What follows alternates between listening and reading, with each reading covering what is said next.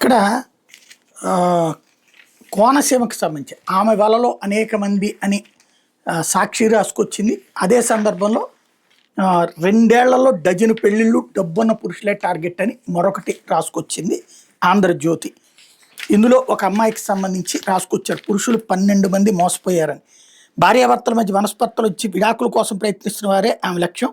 ఇలా 2 ఏళ్లలో ఏకంగా డజను పెళ్లిళ్ళు చేసుకుంది. డాక్టర్ బిఆర్ అంబేద్కర్ కోనసీమ జిల్లాలో ఈ నిత్య పెళ్లి కూతురు భాగోతంపై పలువురు బాధితులు అమలాపురంలో జిల్లా పోలీస్ కార్యాలయం ఎదుట ధర్నా నిర్వహించారు. తమకు న్యాయం చేయాలని ఎస్పీ కార్యాలయంలో ఫిర్యాదు అందజేశారు.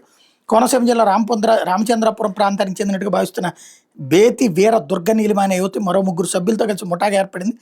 2 ఏళ్లలో 12 మందిని పెళ్లి చేసుకుంది. వీరి టార్గెట్ ఒకటే, డబ్బు. ముందుగా భార్యతో విభేదాలు వచ్చి కోర్టు కేసులు పెండింగ్లో ఉన్నవారు, పెళ్లిగాని సాఫ్ట్వేర్ ఇంజనీర్లు, ధనవంతుల్ని టార్గెట్ చేసుకున్నారు. భార్యకు దూరంగా ఉండే భర్తలతో నీలిమ పరిచయం చేసుకుని సన్నిహితంగా ఉండేది. తను పెళ్లి చేసుకునే వరకు కథ నడిపేది. నీలిమ కుటుంబ సభ్యులుగా దుర్గా అనే మహిళ, వీరలక్ష్మి కళ్యాణ్ అనే వ్యక్తులు సహకరించేవారు.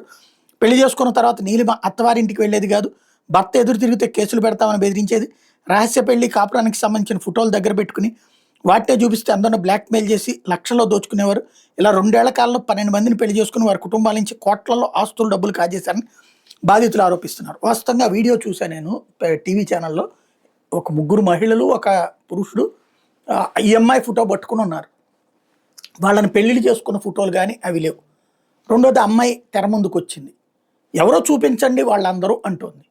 ఎవరు వాళ్ళు? నిజంగా బాధితులు ఉన్నారా, లేకపోతే అమ్మాయి మీద కావాలని వీళ్ళు ఏమైనా ఉల్టాగా చేస్తున్నారా? ఇది తేలాలి.